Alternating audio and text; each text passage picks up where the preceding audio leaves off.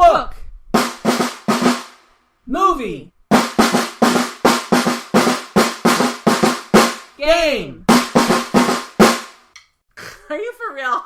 Absolutely. Hi, this is Book Movie Game, and I'm Jen with glasses. I'm Russ. And this is the show where we review a book, a movie, and a game. So simple.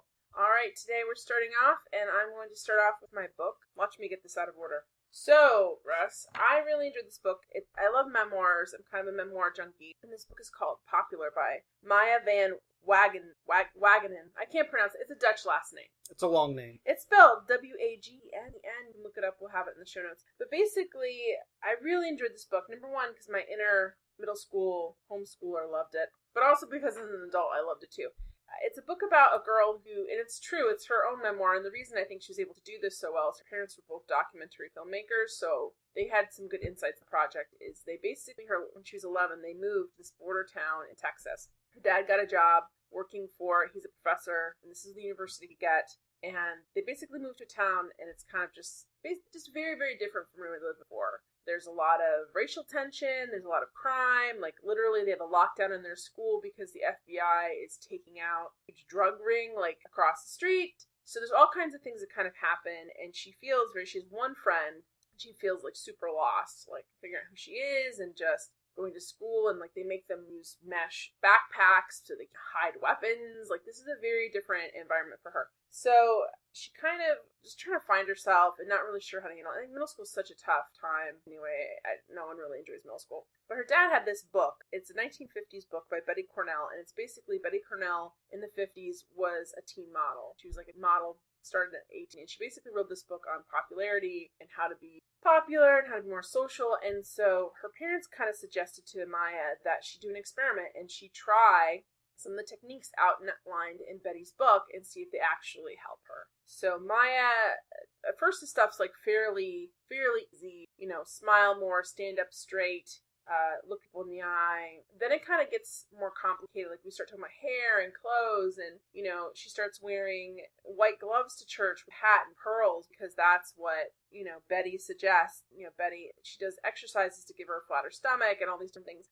She does experiments with her hair because to kind of give her more personality. And it's really, really entertaining. And she kind of follows these rules, but she doesn't tell people she's doing this experiment. And I think that comes from her parents being documentary filmmakers. Like, she does not tell the other kids, like, I'm going to do this experiment to see if this works. She starts doing this stuff. So just imagine somebody at your school she's just wearing skirts to school and all these different things, and she starts curling her hair and like rag curlers at night, so it's curly in the morning. Like, just all these things, and it's just how the students react. So the first parts, those are a little bit hard to do. It's a little bit hard to make an effort with things and kind of stand out. But the thing that really starts to get hard is just the dealing with people, because Betty starts saying you need to talk to people, you need to mix more socially. So this is probably the most terrifying part in the book, and I'm not going to, I don't know, I guess I don't want to spoil it. I mean, we say, which I should have said in the podcast, but we basically say, like, there's going to be spoilers, so if you don't want spoilers, go watch it. Yeah, we're pretty much going to spoil everything we talk about. Yeah, so I'm trying not to, but basically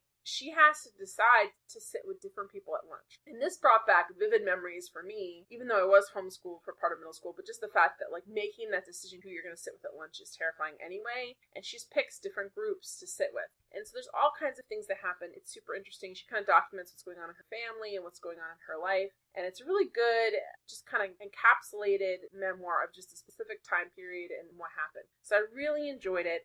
It's a really interesting look at just her inner thoughts. And I mean, it's about a middle schooler, so, we're not going to be discussing Plato here, but it is very interesting to see. And I think some of the things that she found are true that I found true in middle school and high school, which is, all of these self-imposed rules we make on ourselves, like who talks to who and how you are in high school, even into adulthood, are really just completely manufactured. People are just kind of, so I really enjoyed that book. I find it really interesting as you speak about the Betty Cornell book. It sort of sounds like How to Make Friends and Influence People fashion edition a little bit.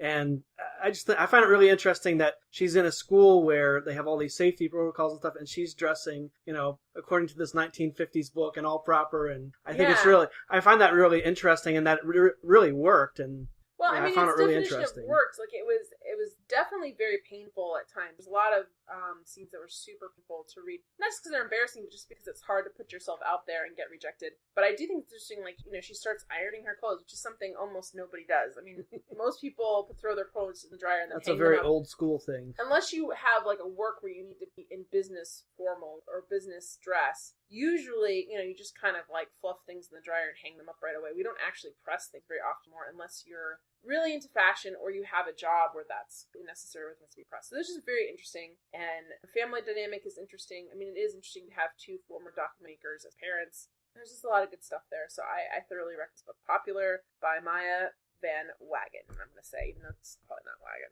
All right, thank you, Jen. My book today is a book by G.K. Chesterton, who wrote the Father Brown Mysteries. It's called The Man Who Was Thursday, A Nightmare. This book was written in 1908. It's considered to be the best spy novel of all time, and I absolutely agree. This was one of my favorite books I ever read.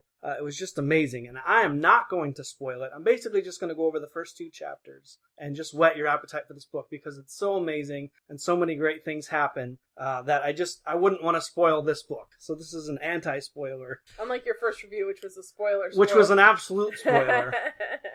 So basically what happens is these 2 poets, they meet in a park that sort of sounds like, it's set in London, but it sort of sounds like the 1908 London version of Greenwich Village. There's a lot of artsy people just hanging around. There's a lot of people saying a bunch of stuff. There's a lot of activists for different things. And so this first poet, Lucian Gregory, he is basically, spouting this big gospel of anarchy, the art of lawlessness, saying all this stuff, basically saying stuff like, like you may see the human body and see that it's beautiful, but, maybe I'll take a bomb and explode that body, and that's art to me, and that's what's beautiful. Saying all this crazy stuff. Now, what's the time period on this again? This is 1908. Okay, so this is just pre-World War I. Absolutely, yeah. So there's a lot of stuff. It sort of reminds me, as you're describing it, just makes me think of, like, Dr. Zhivago. A great movie you guys should watch, but also a very long movie. But just how in the beginning, like, there's people standing on every street corner just saying stuff like this. So it very much sets the scene. It's very much that setting. So this other poet, whose name is Gregory Syme, he starts talking with this guy, and they sort of kind of get into an argument. Gregory accuses Lucian of, just kind of being this poet guy who's just spouting the stuff and doesn't really believe in anarchy. Poser, basically. Yeah, just saying, basically, you're a poser anarchist. This is all garbage. You're talking about all this bombs and stuff, but you're just sitting here talking. You're not doing anything about it. So then it gets to the point where Lucian says to him, Gregory, you've done something that no one has done in a very long time. And Gregory says, what is that? He says, you have irritated me to the core.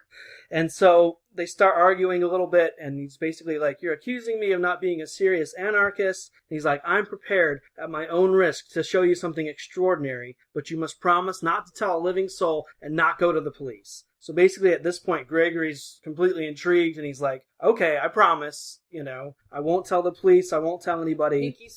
Pinky swear, let's go. So Lucian takes them to this club, and they're having dinner, and their whole table sinks down into the ground, and they look up and they're going underground, right? It's just amazing. So they go to this underground dungeon club thing where the walls are all lined with guns and bombs, okay? And at this point, Gregory's thinking, oh my goodness, what have I gotten myself into? So Lucian takes him down here, and he explains to him, as they're walking towards this sort of underground dungeon boardroom, again, filled with bombs and guns and everything, that there's this thing called the Central Anarchist Council, and there's 7 seats at this council, and each seat is dedicated to a day of the week. So nobody knows anybody's names. It's like a code name. So there's a Sunday, Monday, Tuesday, anyways. Yeah. So what happened is recently the guy who was Thursday met an unfortunate end, and Lucian was basically saying, tonight I'm being voted in as the new Thursday, and you're going to be able to witness this. So this amazing thing.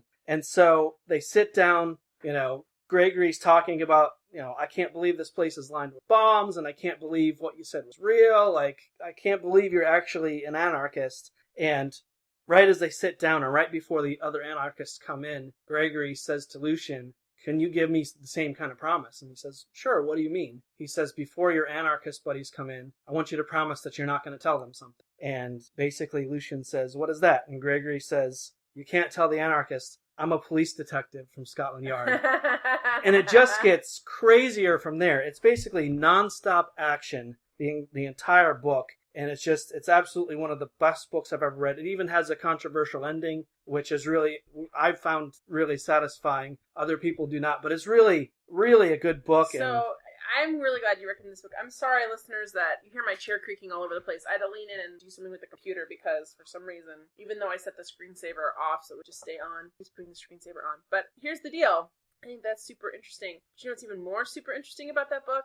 I remember that book now that you're telling me about it. Did you actually read it? Listen, no, I didn't read it. This is basically my dad used to always get books on tape. Tapes were so old tapes to go on long car trips, and he played this book, and my mom actually shut it off at the part where the guy's going down into the thing and saying, "Are the kids even understanding this? Why are we listening to this?"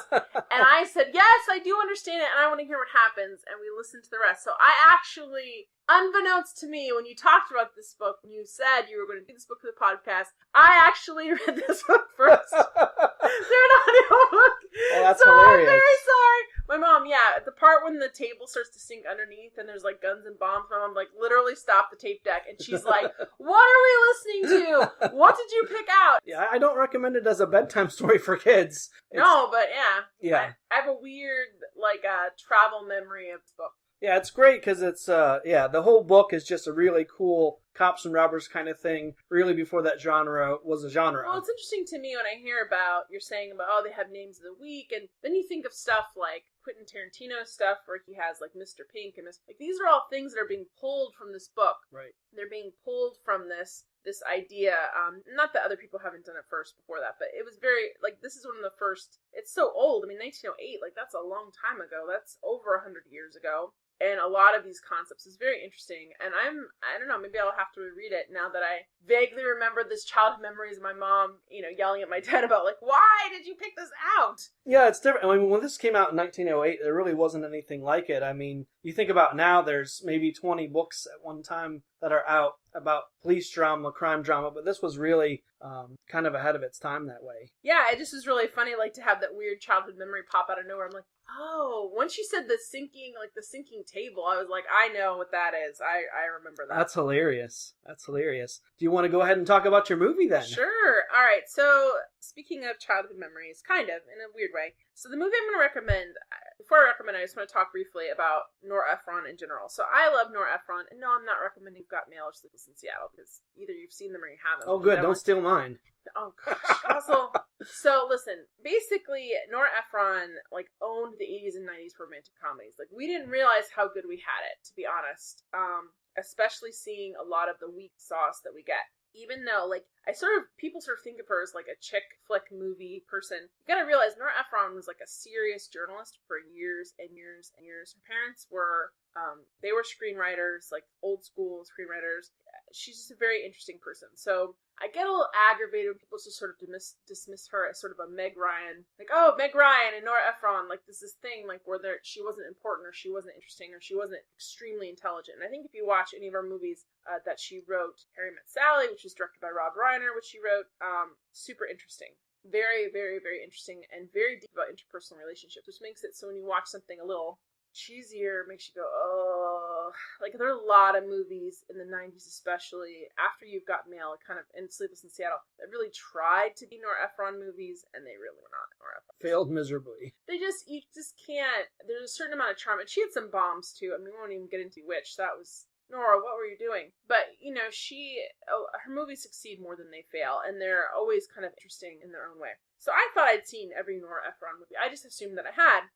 I grew up in the 80s and 90s. I'm a girl. I've seen Nora Ephron movies. But recently, I realized there's a movie I hadn't seen because it came up on Netflix. And it stars Meryl Streep and Jack Nicholson. Which is, what? Meryl Streep and Jack Nicholson? Why am I not seeing this movie? Not her, go-to romantic couple. Well, I was just they're famous enough that you think I would have heard of it. It wasn't a made-for-TV movie or something weird. So, it's called Heartburn. It came out in 1986. Super interesting. It's very autobiographical. She wrote a novel by the same name that is a thinly veiled memoir of her marriage to Carl Bernstein. And who's Carl Bernstein, you ask? Carl Bernstein is half duo with Bob Woodward, who kind of broke Watergate. So a serious, heavy hitter. And this was her second marriage, and she was married to him. And the whole movie, basically, I don't know if this is a spoiler or not. It's kind of not a spoiler. There's a lot of, there's some things that happen there. It doesn't always end well. So it's basically kind of a chronicle of moving down to DC because Carl wanted to and needed to for his job because he was a political reporter, and being pregnant and having a child already and just kind of dealing with this crazy life. Like, what's it like? And dealing with the scene down there and really being seen for the first time, like in her own right. Like, she'd been a serious journalist for years and years. Like, there's a really cool book out that I may recommend sometime where it's basically her collected works. But she was a very serious journalist and not being taken seriously, like going to these political parties and basically being ignored like she's some stupid bimbo when she's not. So I love Jack Nicholson and Meryl Streep's performances in this. They're just really good because there's a lot with this couple. If you're a fan of always happy marriages, this may not be the movie for you, but you can see like why they like each other, why they're attracted to each other, why they're frustrated with each other, like why it's not working. You know, ultimately it's lies that get in the way of the marriage. So it's super interesting for that, right? The performance is really interesting. Also, the clothes are fantastic. Like, Meryl Streep is supposed to be pregnant this whole movie, which I kind of understand. The reviews at the time are really mixed, and even like Rotten Tomatoes, it's like a percent. But because think about this pregnant lady dealing with all this crap, it's really hard to sell that as sort of a comedy. Like, it's a pregnant lady who finds out her husband's having an affair and goes back to her dad's apartment in New York and has to deal with all this crap.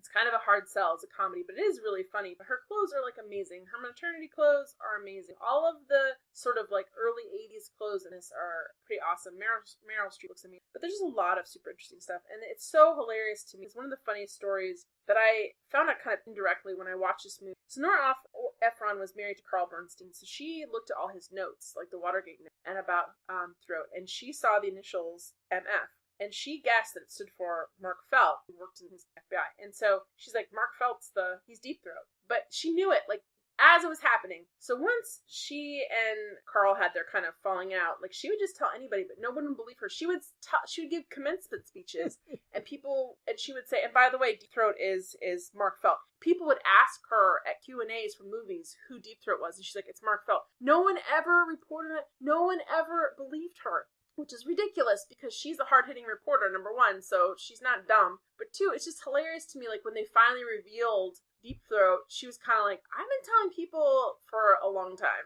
Like, so Nora Ephron really broke Watergate. She did. She knew who that was. She knew who the informant was. So that was kind of hilarious to me. But it's really an intelligent, Heartburn's an intelligent movie. There's so many charming parts of it. There's so many good supporting actors. There's a lot in it that especially, I don't want to say older because we're not that old, but if you've been in a serious relationship or you are married or you've been married, there's a lot in it that just rings really true about what it's like to love somebody and struggle with dealing with them and their struggle with you, and you kind of get in each other's way and, you know, that kind of stuff. I just really enjoyed it. It's just a really beautifully shot, beautiful picture of the time. There's a lot of like beautiful New York shots that you don't really see more. A lot of because these places don't exist. Like the actual shot of, there's scenes where Meryl Streep's going into like her dad's apartment building. She stays with him for a little while, even though you don't see her dad at all. And there's this beautiful, there's all this crazy New York stuff. And only like in New York City, she walks into this little courtyard. It's like absolutely quiet and silent, beautiful. And that place doesn't even exist anymore. Like that's been bulldozed a long time ago. But it's like you get to see some really beautiful stuff. And, you know, if you want to see Kevin Spacey's first role, he plays a mugger, so. Oh, really? Yeah. That's cool. He looks exactly the same. I didn't realize that. Yeah. So it was his premiere. So it's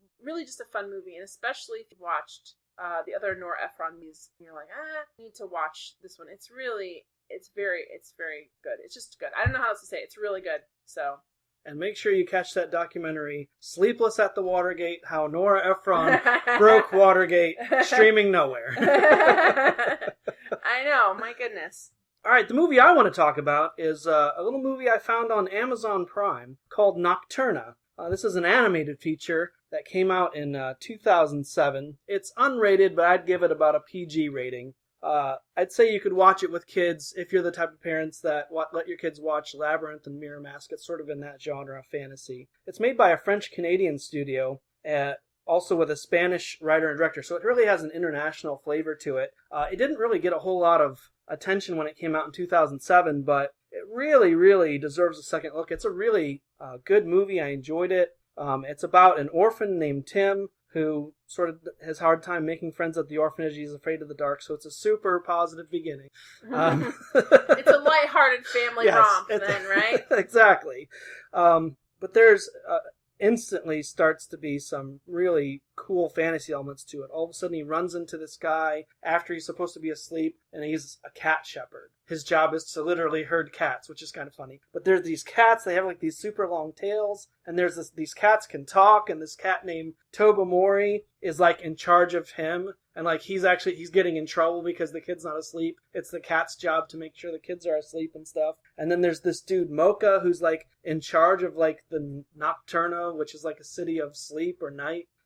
It's really funny too. Like Mocha really likes coffee. There's a lot of little funny play on words and jokes like that. I think anytime you're doing like an international animated feature that has a strong Japanese or anime, it's always difficult to describe because when you watch a movie in that genre, it feels like really good ones. It feels like everything just flows very naturally. But when you try to describe it, you slowly sound like you're descending into madness. Like the more you get into it, you're like, and there's cats with long. You just kind of go down, and you're sort of like circling the drain of like insanity, and trying to explain that when you're watching this and you're immersed in it, you're just totally sucked in, and this feels very natural. Like this feels very like where this story is going is very difficult to describe. Yeah, really, that's a really good way to describe it. This as he gets deeper and deeper into this night world, it really is a slow descent sort of into madness because there's just crazier and crazier stuff. But I'd say, unlike other international animes that I've seen, this one does a really good job of keeping the character list short, which really helps you. You never lose track of characters. A lot of anime I've seen, a lot of people have similar names, and there's just too many of them to keep track of. This one, it's a really short list of characters. You basically have the cat shepherd,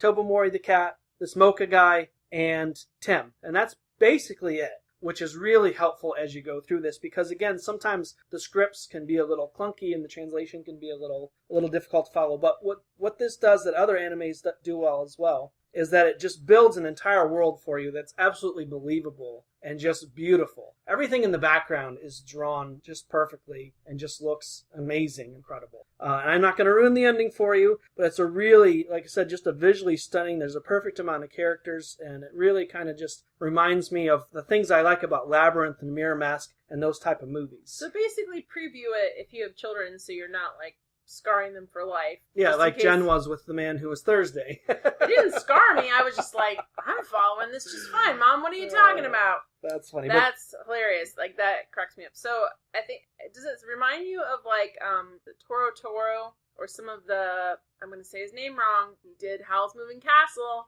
he did all these movies. I know who you're talking about. Studio Ghibli. That's what it is. Studio Ghibli. I don't want to murder anybody's name. I know who you're talking about. It does really have that kind of flavor to it. And again, the story just works really well. It's pieced together well. And the ending is satisfying as well. And again, Nocturna, not the 2013 horror movie Nocturna, but the animated feature of 2007. And again, you can catch that on Amazon Prime. Jen, you got a game for us. I do have a game. It's funny you're rolling it in. So the game I'm going to recommend this week is a board game. So we do recommend all kinds of different games. Last week I played our computer game this week. So I love playing board games, but the issue with board games is we play with extended family, or you play with people who don't really like to play board games. It's difficult. Some people feel like things go too long. Like, some people take too long on their turns because they're so new at board gaming, can't even handle the strategy. It's like make your brain explode. And so it can be difficult to play a game with people that you don't know very well, or even just extended family who are like, we just want to play this game, and why is this so... Aunt Betty, who always asks, now, how do you play Monopoly again? Yeah, and I don't like to play. I would like to say I'm not a fan of classic board games just because my childhood tortured me. So, like, Monopoly, I just feel like won't let you die. Just let you limp along for way too long. Like, just call me bankrupt. I don't want to limp along here anymore. So anyway, the game I'm going to recommend today is called Dixit. And I didn't realize, and I guess it's Dixit, but it's basically the title is Latin word for he said, she said. And the fun thing about this game is it's sort of like a weird version of Dictionary. You basically get these cards with all these weird illustrations on them. And they're all kinds of different things. They're just really strange. And I originally thought that maybe it was a group of illustrators that was doing it, but it's not. It's one lady, Marie Cottermont. It's a French game, by the way. So, and I'm probably saying it wrong. Because I'm probably saying her name wrong. Sorry, Marie. And it was written by Jean-Louis Roubier. I don't know, I'm saying that wrong, probably wrong. But if you look up Dixit, Dixit, you will get to know. as far as like where to buy it, if you buy it or whatever. So basically, you're given these cards, these 6 cards, and they have all these really strange illustrations on them, just really bizarre stuff, like 2-headed people and all kinds of crazy stuff. And it's nice, they all kind of go together in a weird way. And your job, and the rules are relatively simple, but basically your job is to give a clue about one of your cards that are going to be down. And what you want is, your ideal situation is that some of the people at the table guess that that is your card, and at least one does not get it. So you basically give a clue. So let's say you say, I don't know, Charlie Chaplin, which is a terrible one because there's lots of guys with hats and mustaches in the illustration. Well, let's say you say that, you put your card down. Everyone else at the table looks at their cards and tries to figure out if they have a card that matches your clue. Because if it's not your turn to get a clue, and you put down a card that matches and someone picks your card, like if that's the clue giver's card, you get points for that. So you're trying to match it up really well. And sometimes you can and sometimes you can't. There's a couple times, like I said Jim Henson, because I had a doorway that sort of looked like the doorway in the labyrinth. And someone else literally had what looked like a goblin in a helmet riding a bird. And so lots of people picked that one because like, oh, that looks like Labyrinth. I didn't say Labyrinth, I said Henson, but it looks like Muppets. It looks like, Labyrinth-esque. And it worked out perfectly for me because one person guessed mine and the rest guessed the other one. And so I got points. If they'd all guessed mine, I wouldn't have gotten any. So it's a good game because it doesn't take that long. A lot of different ages can play. Even a girl will be like, I can't play a game. I don't understand these modern board games. Too complicated for me. You can figure it out relatively quickly. And it's fun to see like what people put down and what their clues are. A lot of it comes down to is how well you know other people too. Like playing with Russ, who's my spouse, it's like sometimes I can guess it's his just because I guess his personality. And it doesn't have to be a person, place. It could be anything. You could say green. You can say a phrase. You can sing a song. You can do all kinds of different things. Your goal is just to, you want some people to get it and some not to get it. I'm sorry, I'm yawning. It's like poker in that way. You can either play the cards or play the people. And I find I'm more successful when I play the people, especially if you're playing with people you know. If you don't play with people you know, then you play the cards. But yeah, there's always, every card, there's just something a little bit off about the card. Just really interesting illustrations. It's a really fun game. And they all go well together, so I can understand. There's just so many, I thought for sure, like, that they had other illustrators, but just one. Marie must have a sore hand. That's a lot of cards. I guess, that's a lot of cards. There's a lot of expansions, which I've never played, but the basic game is really fun. We just took it up for this last Thanksgiving holiday, and I played it with a variety of people. And it went really well. It's a fun game to play. It's not a 2-player game. You can't really play it 2-player. People would just know the clue. But I would say 4 or above, it's really fun. And especially when you're in a situation where you want to play board game, do not want to play Yahtzee. Do not want to play Monopoly. Do not want to play, You definitely don't want to play the ungame. Oh gosh, the ungame, the game that has no point. Who invented it? The game is sharing your feelings. You should share your feelings with one another. I can't know. The goal is self-discovery. This accomplishes what the ungame tries to accomplish, but in a less invasive way. And there's points. There is actually a winner, which is very important. Which is very important. That is super important to me. So it's Dixit. It's really a fun. It's available in the United States. It was originally a French game, but it's available in the United States. Very fun. So if you get the opportunity to pick it up, or maybe if you're lucky and your library lends out board games, which is awesome, then pick it up. Yeah, I really enjoy Dixit. I think it's a really well balanced game. It's just a lot of fun. All right, my game that I want to talk about today is actually a cell phone game. And again, we're going to be talking about a variety of different kind of games. Anything that can be called a game, we're probably going to cover at some point. Not the most dangerous game, though. Not hunting. No, we'll stay away from it for the most part. The game I want to talk about today is called Angry Birds Epic. And if you've already tuned me out when you heard Angry Birds, listen on. I find that this game by far is the most sophisticated Angry Birds title. I've played other Angry Birds game, and it's sort of simple, and it's sort of kind of a kid's game. But Angry Birds Epic kind of takes it up a notch. It's Angry Birds on steroids, if you will. What Angry Birds Epic is a turn-based RPG, and it really reminds me of the old Final Fantasy games. Which is why you love it. Exactly, and I don't always have 20 hours to get out my Final Fantasy game and do a big run on a cave or something. This really gives me all the elements I like of Final Fantasy. It's sort of like Diet Final Fantasy, or Final Fantasy Light, if you will. To let you equip weapons, armor. They all have differing abilities. So it's about as serious of an Angry Birds game as you're going to get. And they still have fun jokes with the thing. I mean, there's armor and weapons that are underwear and things like that. They still have some fun jokes in there and gags. But what I like about it that's unlike a lot of the cell phone games that I get really irritated with is that basically you have infinite lives. You have infinite tries. It's not you have 5 lives and then you have to wait 15 minutes for another life to come up. It's not that sort of game. It really kind of just reminds me of an NES game, graphics-wise and just playability, and the fact that you can just play it all day long if you want, and I have on many occasions. In fact, I don't play this game anymore because I pretty much maxed out the game. I mean, I got 3 stars on every possible level, so you sort of like beat this overworld thing, and I got 3 stars on all of that, and then there's all these gates. And then there's this cave thing after you beat the game, and I got 3 stars on all those cave levels, and then you get these keys, and you unlock these gates to these other areas, and I got 3 stars on all of those levels. And this as is well. a free game, but it's also a microtransaction game, which means it asks you to pay for little things. So did you pay for any of this stuff? I didn't pay for anything. I paid in time.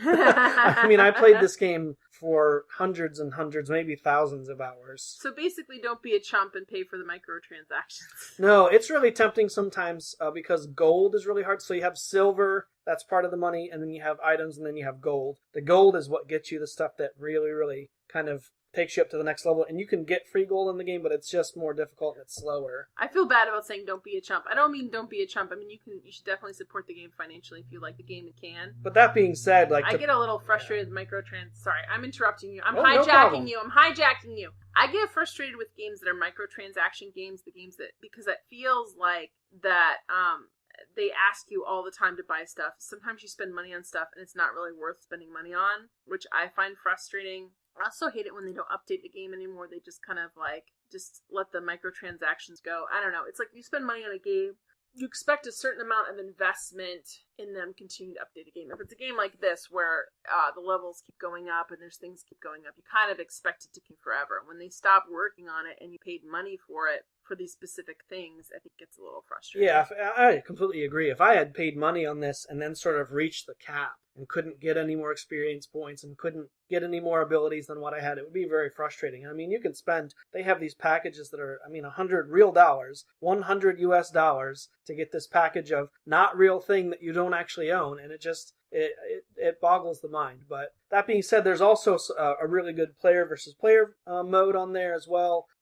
So it's a really good combination of being able to play against other people. But it doesn't rely on that. If you don't like the PvP, that's sort of a side thing, and you don't have to do that at all. You can just play it, like I said, just sort of like a computer game. And that's my kind of thing with it. I think that it's hard. So we get so much so when I was a kid back in the olden days, when I was a kid, you'd buy a computer game or you'd buy a game for your system, whether that's PlayStation or Nintendo or Super Nintendo or Sega Genesis or Atari or whatever you bought your system for.